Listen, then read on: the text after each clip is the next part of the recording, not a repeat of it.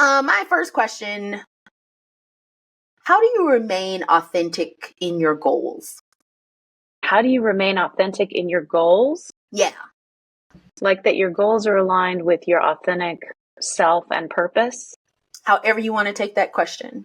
Yeah, I would say I do regular check-ins with myself around my goals. What am I working on right now? What's short-term goal? Like what's something I need to do today? What's something I'm doing this month? What's something I'm doing this quarter? Yeah. Um, and there's something for me with authenticity around just being present with where I'm at that time. I think a lot of times goals can become forced. We fall out of alignment with them because we change, but the goals don't.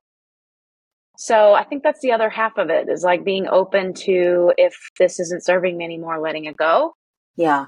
As a goal, or if there's something else that wants to come in that feels like it's more aligned with whatever needs to happen next, that I'm willing to let that come in. And yeah, just being adaptive, I think, is really important. And oftentimes with goals, we do get kind of into a fixed mindset, which is ironic because goals are supposed to help us grow. So that's my answer. That's a great answer. Because I'm all about authenticity and knowing that we, a lot of times I think, get lost in the product and not the process, which is what it's okay to say. I'm unlearning that I don't have to keep the goal, fixed. Like, who am I proving it to? If that makes sense. Like, I'm proving it to myself. Yes, they're for me. So that the goal can be adjusted. Because a lot of times, a lot of us, I think, are, okay, I've hit the goal. Now what? That's the other reason you got to keep checking in, so that you can keep being like, and now what? Because the goalpost is shifting. Yeah. So what does it mean for you to check in with yourself? Yeah, it's a lot of journaling. Paying attention to where my body is at. My energy levels. Yeah. Where do I find my thoughts going to is usually a good also indicator of kind of what's going on with me holistically. Because it can kind of key me into like feelings that I might be repressing. Yeah. Possibly without even realizing it. Yeah, those are key like check-in moments. I sometimes have external sort of like accountability partners, that know what my goals are and can kind of check in with me and say, where are you at with that? Yeah. Different points in my life that's been supportive. Just to kind of have, but you have to be careful about who you choose with that, because it's what you just said. You never want it to be you're doing it for someone else. Yeah. But if you can find a good partner who like can help you, I think it's particularly helpful if you know about yourself that you have some behavior patterns that don't serve you, and you kind of need to be looking out for those, because they're patterns. They might come back again and again. They might come back, but you're like, I'm trying to make a change. I'm trying to do something different in my life. And so you kind of might need some like support. That's why I kind of hesitate to use the word accountability. I feel like sometimes people interpret that word as like a really harsh sort of experience, but it's really wonderful when it's something that's more like, no, I'm trying to support you in being your best self. Yeah. The self you want to be, I love that. Yeah. It's like I'm your cheerleader and I can be your critic at the same time. Yeah, sometimes if it's needed. If it's needed. It's needed, though. If it's needed.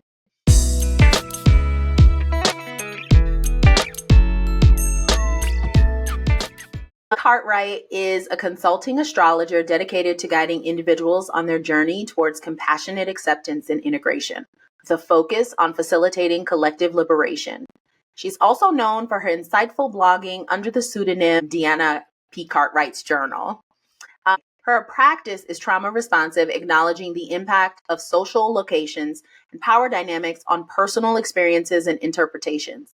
With an interdisciplinary background, astrology marks her 7th career complementing her expertise in complex systems, participatory processes, and nonviolent communication. Diana's astrological studies are intentionally broad and integrative, incorporating ancient, archetypical, evolutionary, and health-related traditions.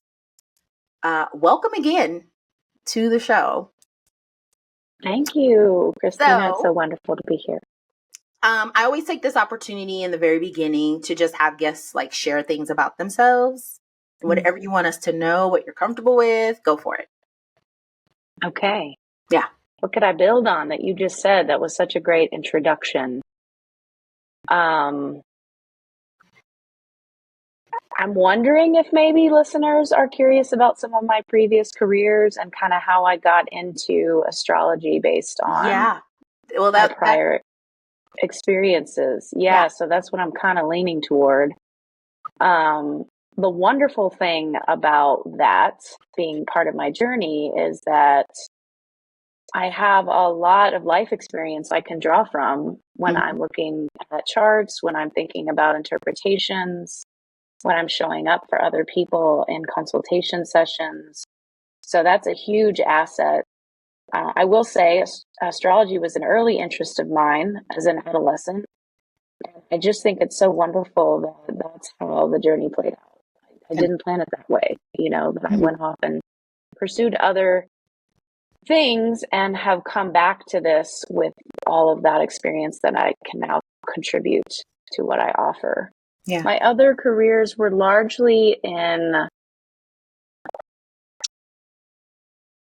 related in the sense of like really helping me know how to talk about astrology in a way that helps other people. So I worked in education, I worked in marketing and communications, I worked in change management. So a lot of different jobs that are very much about helping people integrate new information. Yeah. So I have a lot of tools I can draw from, and I've worked in a lot of different spaces and with a lot of different people. So all of that has also informed how I think about astrology and, why I came to my particular ethic around astrology. What for me the purposes of this particular practice are very much informed by a lot of work that I've done around social systems, political systems, and really trying to understand how do we navigate this time that we're in. Time is all that astrology is about. But how do we make sure that we're doing this in a way that's conscientious of where we've come from? History is part of time, and where we want to go, unlock our imaginations and tap into all the resources we can to be able to do that. Yeah. What do you think about you and what you do? So both you as the individual and then what you do that resonates with people. Great question. And I'm inclined to start with what I do because I feel like that might actually be a little bit easier sometimes for me to recognize. I feel like what I do often is try to resonate with other people. And a lot of that comes from my practice in nonviolent communication. Yeah. Being able to really show up for people wherever they are, accept them, whatever they're going through. And try to understand them through a perspective that's not purely cognitive. Yeah. Like I need to get you and you need to make sense to me in a logical way, but more kind of energetic. Like what's your vibe right now? And how can I see that and feel that in a way that really respects that that's where you're at. Yeah. So for me, it's a lot of intentionality in what I do in that regard. What I hope people receive out of that is that I'm making that effort. And that's the part that does feel like it's a little bit more about me, right? Because it takes a certain type of person to do that kind of effort. Yeah. But I also feel like other things about me that people might relate to, people that I cross paths with, is connected to kind of what I said earlier around just having a sense of imagination, having a sense of play, Yeah. And also coupling that with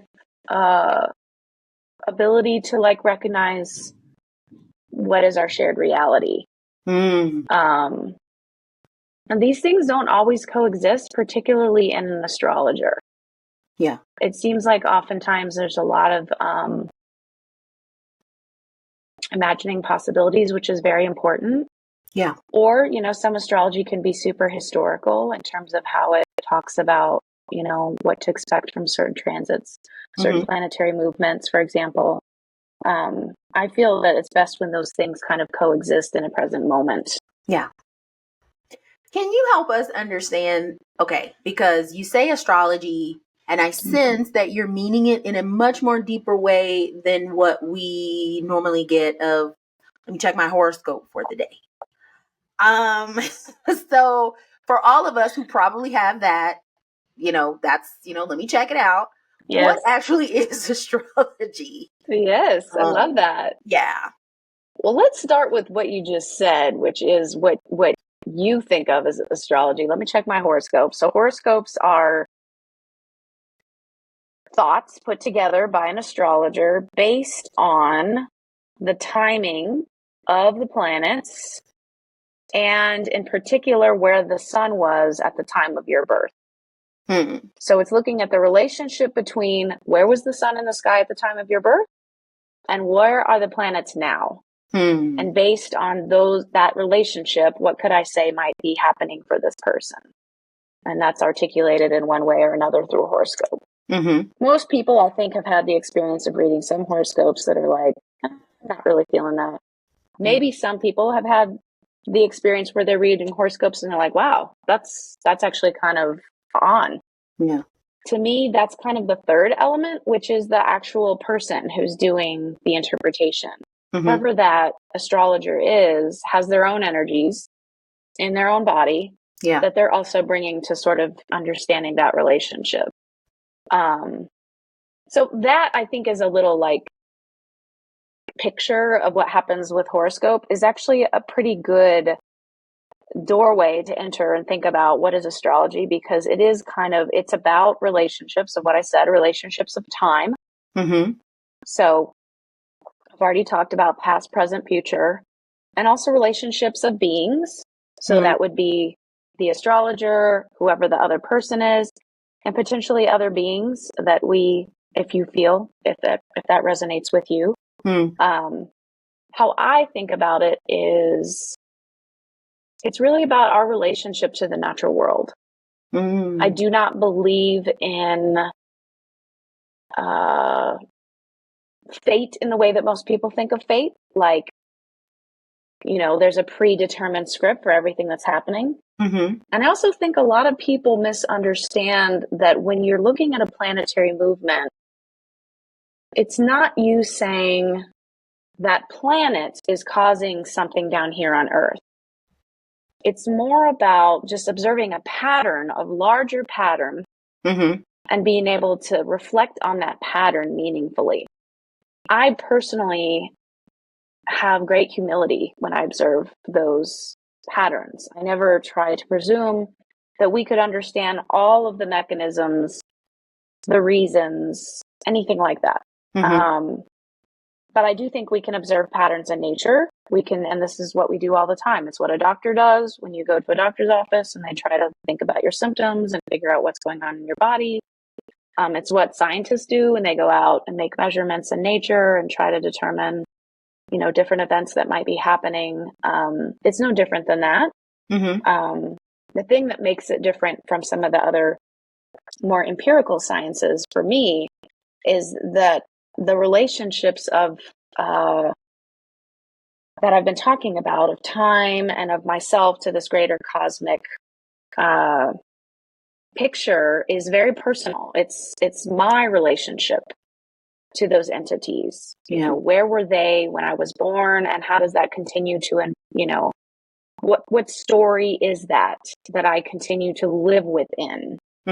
And that's quite a bit different than some of the other more empirical sciences, which tend to have, you know, an expert that knows the patterns and can tell you all the things.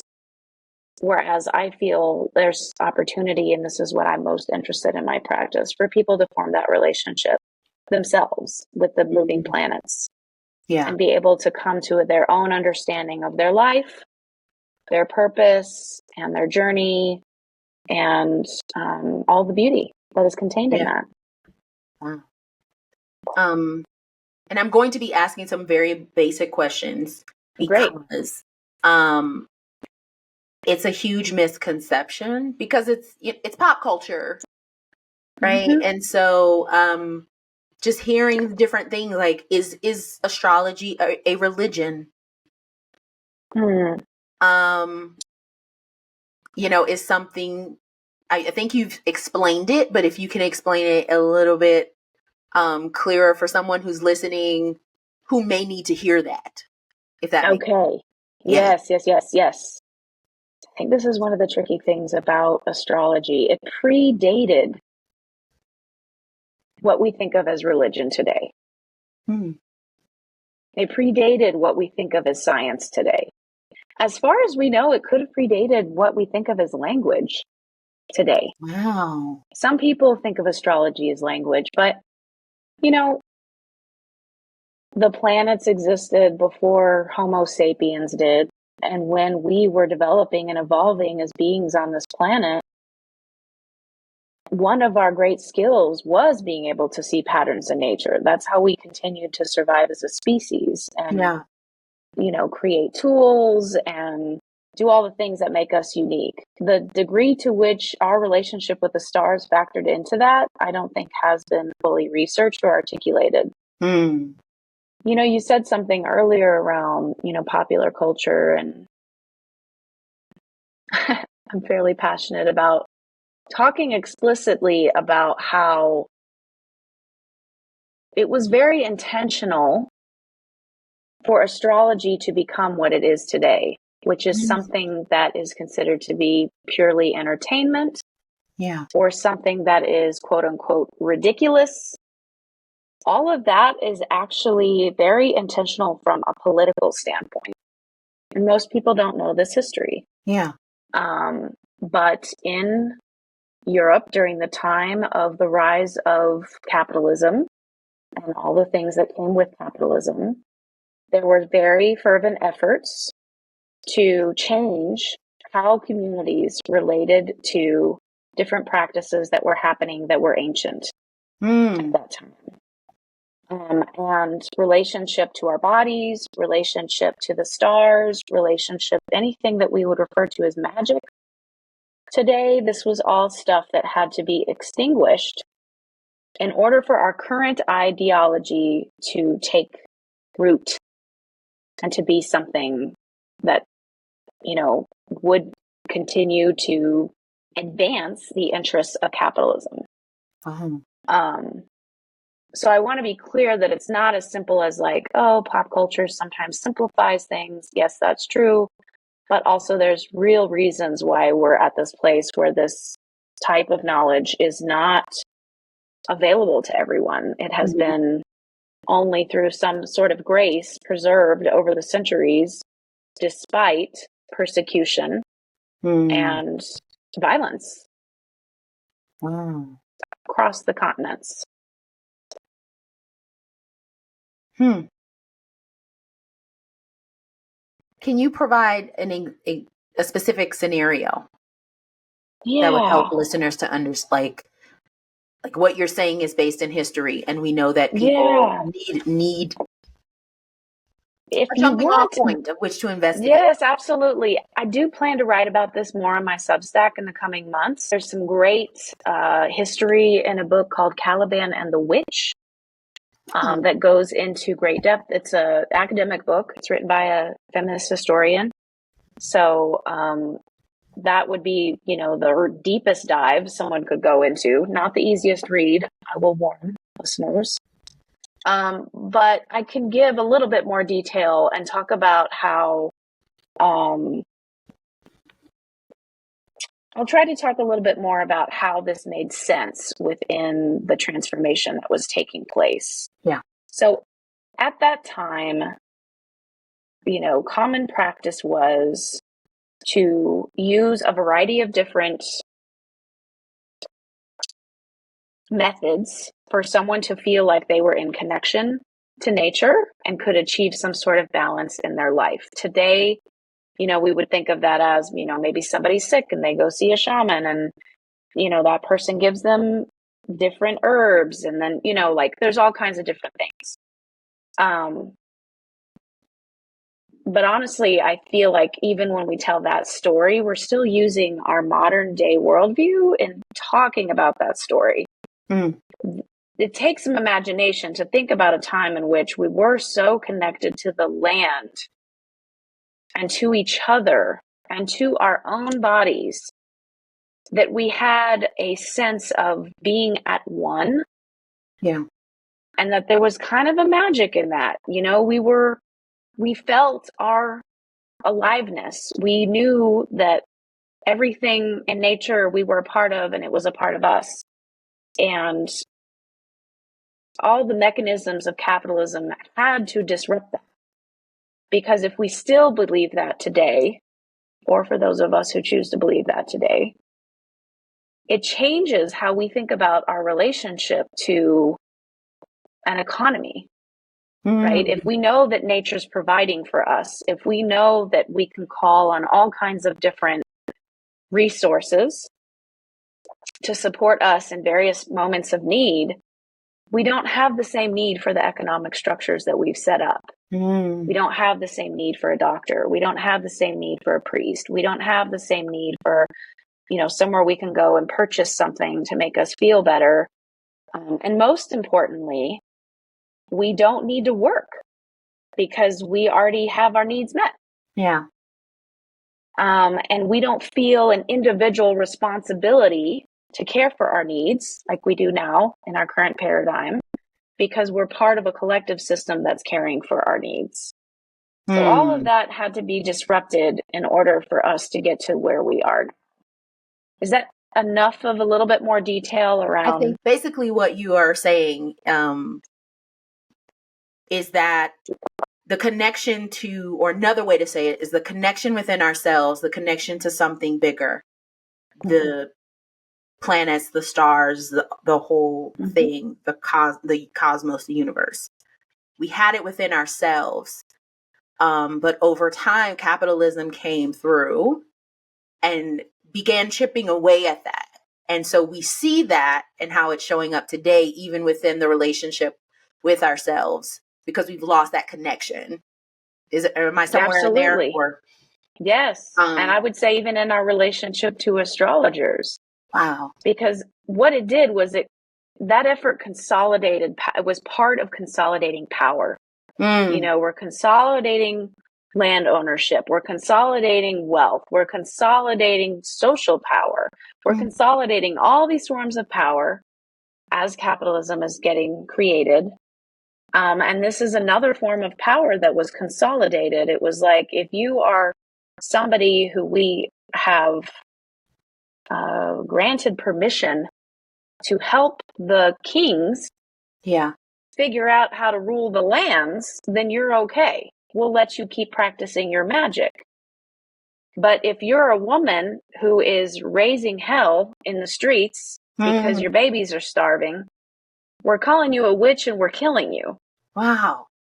Yeah. And that paradigm still kind of exists in the sense that people go to an astrologer because they think this person has power. Right? Right. That's all been created. The idea that there's someone else who's going to tell you what's happening has all been created. I feel that my role as an astrologer today, having an awareness of that history and the kind of ethics I do, is more about trying to help somebody else rebuild that relationship with themselves, with the cosmos, and trying to do that in a way that's really responsible, because I'm always going to see things through my own stuff, where I'm at in my journey, what my chart is, what the planets are teaching me. And I do trust that people come into my life and we're able to travel a journey together at certain points. And that's a beautiful thing. I don't want to take anything away from that. Yeah. But ultimately, I think the goal is for that person to feel like, I don't need to read a horoscope. because I'm already so tapped in with what's going on up there. Yeah. I already know what I need to know. Yeah. What has been historically, you talked about as an astrologer, like what was the role of an astrologer back throughout time up until, like, again, because like there's a lot of unlearning that needs to happen in this conversation, because a lot of people, I would question, like, again, going to what people know about it, like reading your horoscope or getting those emails with your horoscope, you're just assuming that it's just some rando, not even an astrologer, like somebody who this might be their hobby and not the profession, right? So what was that a sacred relationship between an astrologer and someone, or like what was that relationship, or what was and I'm sure it varied by culture. I mean, like I said, depending on what was acceptable within the culture, I think would determine that to some degree, what the specific role was. What I can say, and this might not be what you're asking, is that the tools that exist today for astrologers absolutely have a historical lineage, right? Like there's texts that exist, from ancient times that continue to be referenced. But there's also work to be done to make those relevant to our context today, because there's many things that have changed and everything always sits within a cultural context. So it's not like even those texts would be the full and complete truth, if that makes sense. It would just be the truth of that time for those people who were practicing in that way. And I would say the same thing about astrologers today. There's a lot of different kinds. I always think it's kind of tragic when somebody listens to a specific astrologer, finds a specific astrologer and doesn't resonate with them, or possibly even experiences some harm of some kind, and then kind of just writes off the whole practice. I understand where that comes from completely, because I struggle with that in other areas of my life.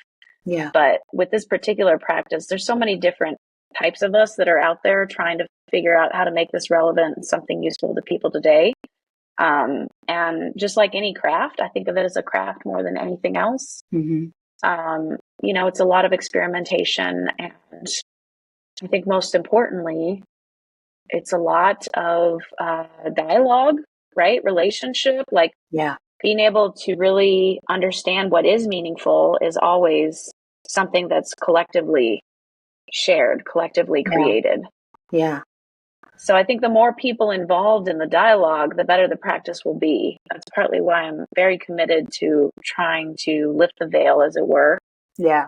Not have this be such a mysterious thing. And like really trying to help people come to their own understanding of what it is. I'm definitely the expert on all things astrology. What got you to this point? I mean, you kind of mentioned, throughout the course of your life, like this was something that had always been either lingering in the shadows, before. I often like to say, like, you have to answer to the call. And if it keeps coming your way, you have to listen. If that's the call, are you picking it up? So you can go as deep as you'd like to with this, but just to give us a why. There's someone out there asking why this, why not something else? Yes. Yeah. What's your why behind it? There's so much here.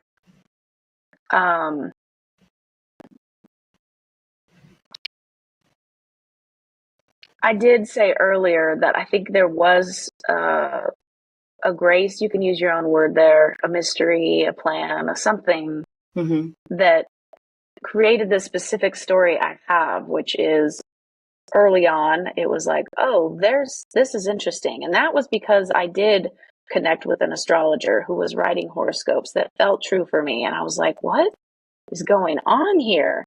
And that piqued my interest. And that's when I started learning a little bit more. Everyone learns their sun sign first. I think it's interesting because, and that's because of horoscopes, that's because of pop astrology.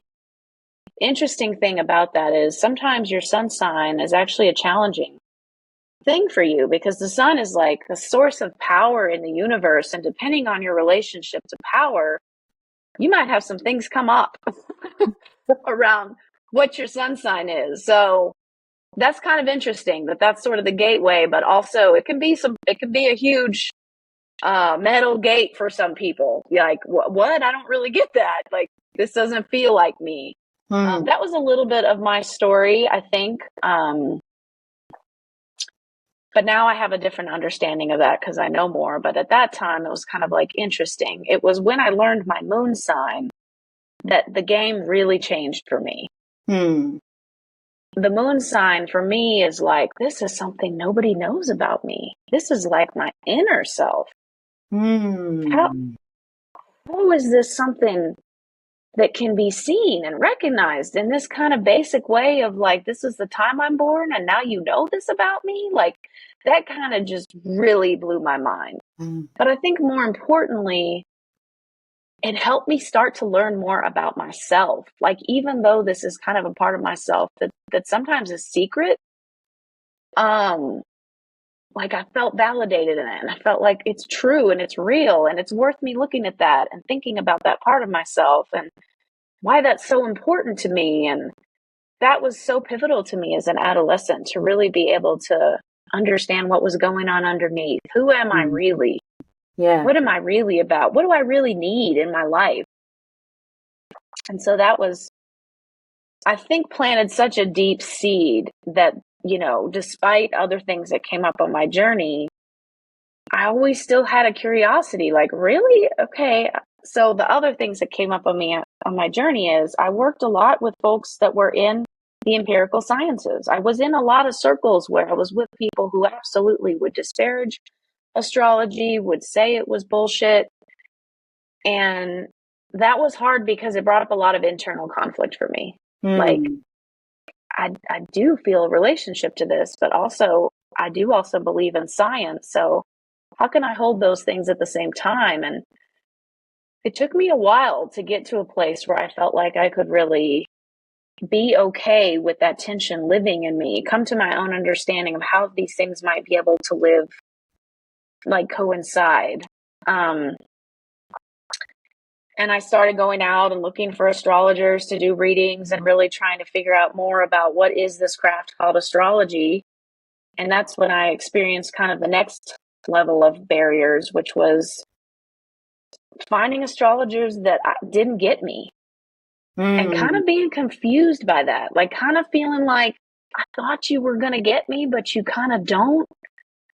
And you know, I think about that now and I think what you said about that call is so powerful because even despite those experiences, I can say now the planets wouldn't give up on me. You know, I had these experiences where these astrologers were really not helpful and sometimes were actually causing me more tension, more inner conflict around like, do I want to keep learning this craft? Or like, how do I feel about how people use this craft? Right. Yeah. But the thing is, the planets kept knocking on my door and saying, no, we got some stuff for you to learn and also like unlearn, which is so huge and what I've been talking about in this conversation with you. And really the most important thing I think they had to share with me was just like, we want you to know who you really are. You know, like strip away all the ways you've been performing, all the people that other people have told you you need to be, all the things you've told yourself so that you could try to survive in this crazy world, like all of that. Like, who are you really? Like, what's really going on here? Yeah. And that helped me survive a lot of really difficult things that were happening in my life. Wow. Being able to continue to come back to what is my purpose here? What do I know to be true about myself? What's important about myself that I keep acknowledging about myself? And like kind of, you know, to use a metaphor that's also very apt, like what's my North Star? Like what is it that will help me maintain my sense of who I am despite all this crazy that's going down? And to receive a gift like that, you can't turn away. You can't just say, all right, I got what I needed. Bye. You know, it's like, okay, Yeah. I get it. And now I want to share it because that's what you got to do when you receive a blessing like that. So Yeah. that's when I decided, you know what? I just need to figure out how I can do astrology in a way that works for me with my ethics. I don't have to control how other astrologers do their work, but let me do my work the way I think it needs to be done, and let me step into that finally at this stage in my life. So Yeah. those are the highlights of my journey. I'm happy to answer any follow-up questions. That's powerful. You can, as much as you feel comfortable with going and sharing, like I don't, we get the gist of how it Good. has changed your life and your perspective. But that's part of the call of, as I like to say, because everyone has that reason that you are here, and that's, also growing up questioning, like, why am I so different? Why am I Mm-hmm. like, why can't I fit in? Why am I so awkward? Why am I this? Why am I that? And just feeling worse about yourself, but also feeling like you're not free. So I always had Mm. that piece. So I'm an Aquarius, Sun, Moon, Mercury, and Venus. Yeah, girl. And so it's pretty much of I just want to be free. I just want to be That's free, right. and I want others around me to be free. And I remember he's no longer with us on this side, but he was when I taught at a camp. Um, he was literally a hippie from the South. He was like this Italian guy who used to live in Louisiana, but then like moved to New Jersey, and he was in theater, and he would read Mm. crystals, and he drew this picture. So he would take the crystal and he put it to his forehead, and then he'd draw what he saw in you. And Mm. I'll never forget this. He was like, she dances on a cloud, twirling with laughter. And I was like, yes, that is so me. That is so me. I Yes. always want to be that way. And so whenever I felt Mm. like I'm trying to go back into a space of fitting Mm. in, I just remember that, and it was so free. Um, Mm. and it still is. What was that, when I was like maybe 18 or 19, and I'm now Wow. 46. And Wow. I just, my daughter does not think I'm an adult at all. She thinks I'm just a kid. And I'm like, I will forever be that, because that's what I see in my mind. Just me on this cloud. And Yes. I just want to bring people on the cloud with me, and we can all do it together. Yes. So I very much get what you're saying. And everyone here has that. Isn't it freeing when you realize why you're here, and all the things that you've gone through has Mm. not been for anything, because you just needed to go through them to do what you're doing now? Yes. And I think what's so freeing about that is sometimes when you're going through them, you're thinking really awful thoughts about yourself. Like, did I mess up? Like, how did I get here? And that's all our, dominant cultural ideology bearing down on us in our worst moments. Hmm. But when you can see it clearly and you can say to yourself, no, all of this is, even the shit is something for me. It Yeah. doesn't have to feel good. It doesn't have to feel, and we don't even have to really understand it. I think that's the other thing, is sometimes we just desperately want to make meaning of it. And I personally have gotten myself in all kinds of knots trying to make sense of something that you cannot make sense of. Mm. Um, but when you can say to yourself, I don't need to make sense of it, and I also don't need to think I messed up, I can just accept that this was part of my curriculum, is how I refer to it. Like, this is part of what I was supposed to learn to get me to this next chapter in my life. Yeah. And I might see it a few chapters later. I might never see it, though.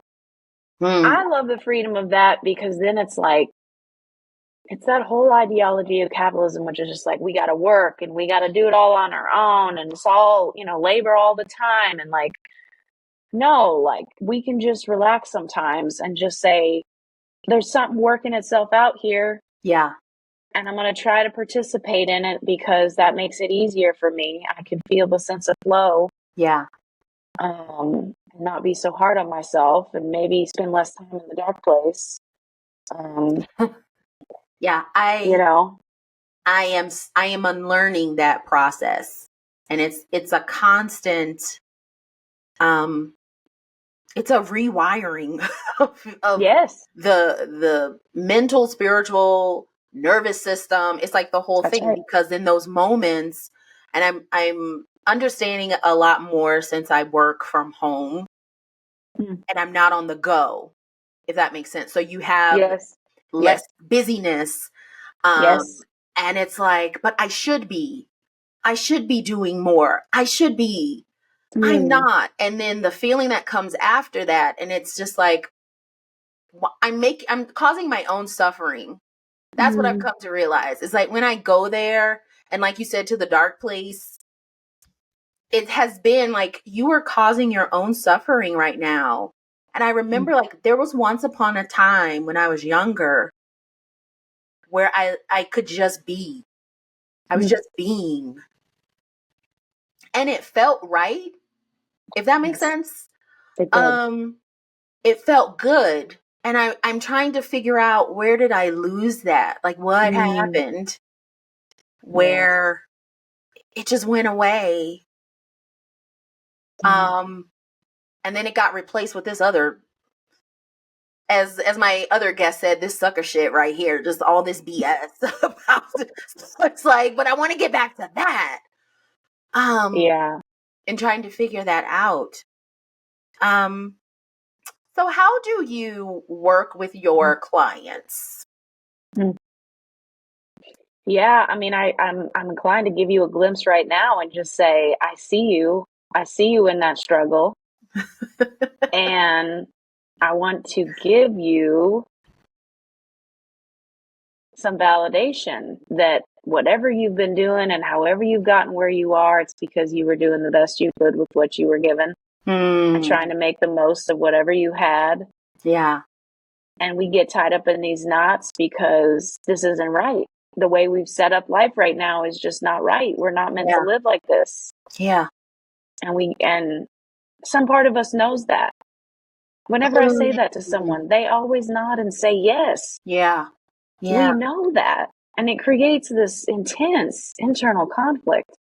So I guess a lot of how I like to work with clients is, again, bringing in my nonviolent communication practice and really just trying to be present with where they're at and help them feel seen.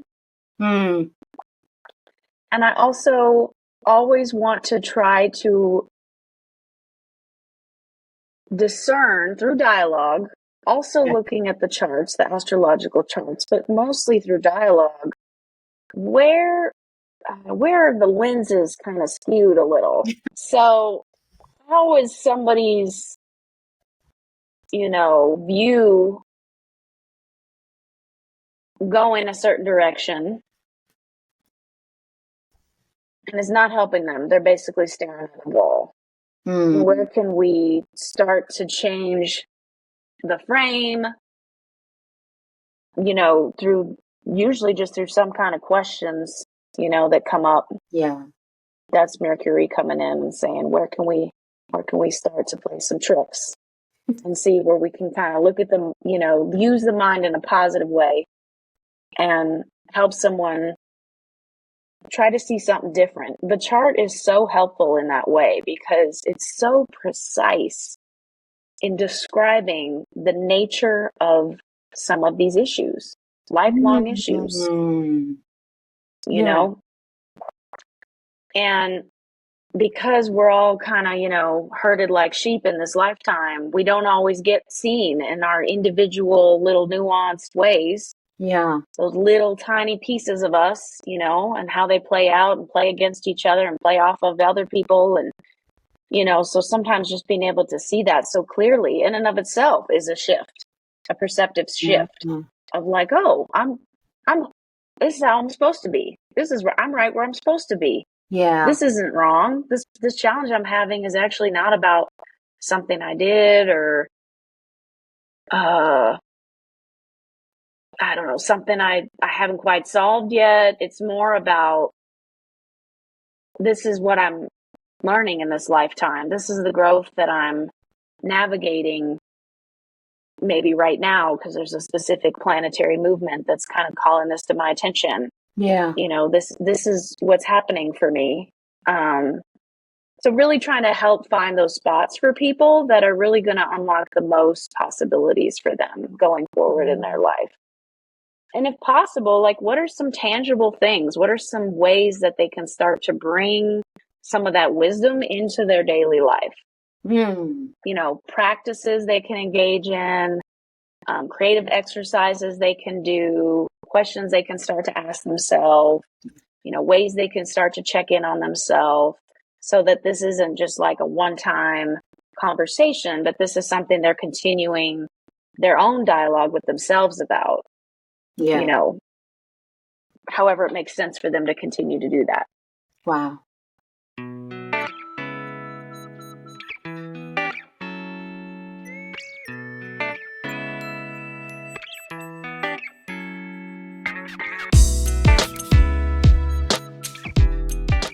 So as we come to a close, what else, like, what would you want listeners to walk away with?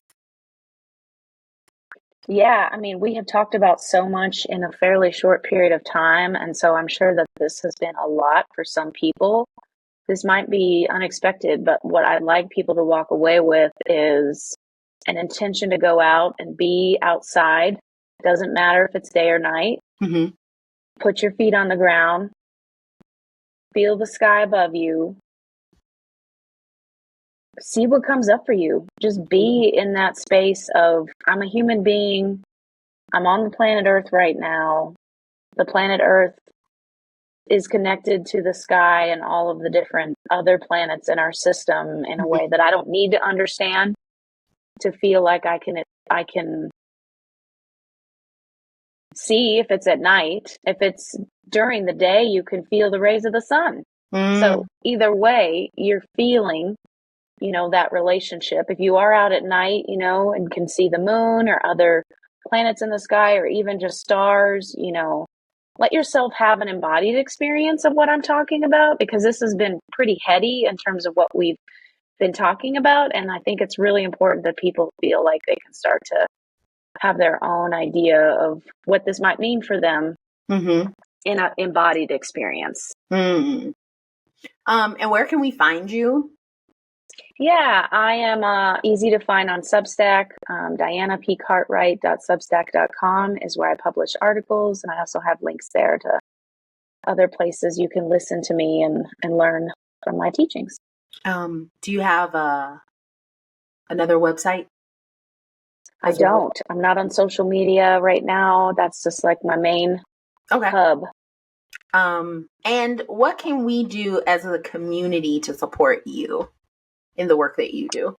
Wow, that is a wonderful question. I would love to hear what came up for you. And as I was talking about what I shared, I mean, that's like the simplest thing.